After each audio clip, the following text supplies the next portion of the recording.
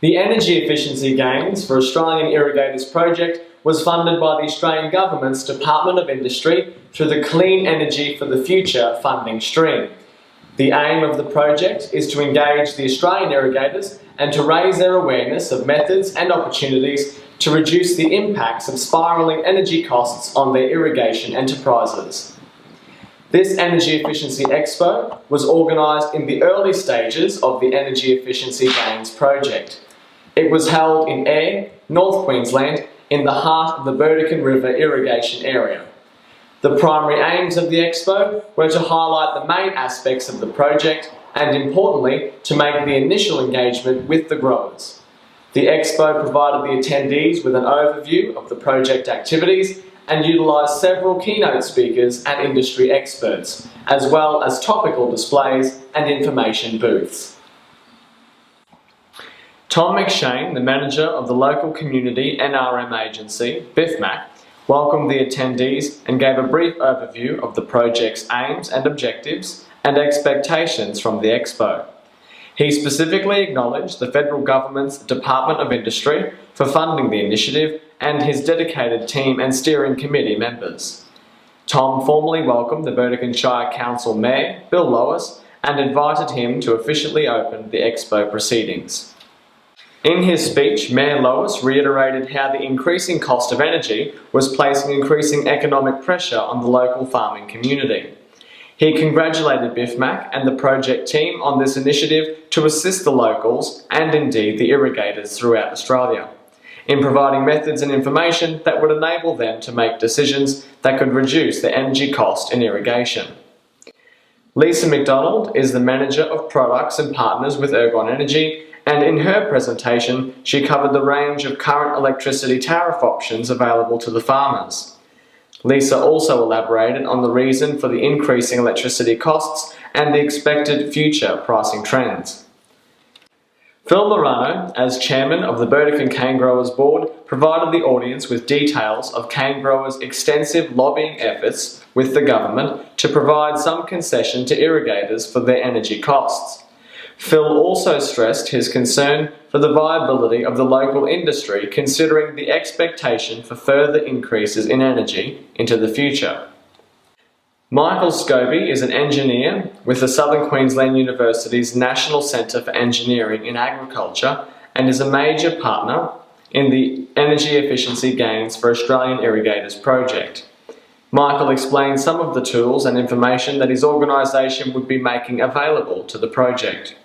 Of particular interest was a web-based benchmarking tool that would allow irrigators to assess how their energy costs were in relation to industry or area standards. Steve Addard, a local irrigation agronomist and director of Agri-Tech Solutions, is a co-founder and key person in the project.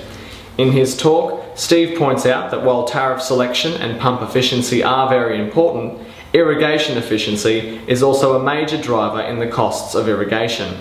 Steve demonstrated the Cisco computer-driven tool that can assist the irrigator to understand his irrigation efficiency and indicate ways to improve it. Pat Daly is the Managing Director of the Daily Water Services and has vast experience in the key aspects of irrigation design and scheduling. Pat went into some detail of the options available to irrigators to improve their irrigation and energy efficiency. Pat will be contracted to deliver important components to the project. Carl List is the owner-manager of the Air Boring Company and is a local drilling contractor and pump expert. Carl presented some of his findings in relation to bores being choked with iron oxide bacteria, a common occurrence in the Burdekin area. Carl detailed some of the methods he uses to remedy the situation and also gave examples of pump and impeller wear that contribute to pumping inefficiencies. Paul Horan is the manager of Horan and Bird Electrical and told of his experience in the exploration of the solar options for pumping irrigation water.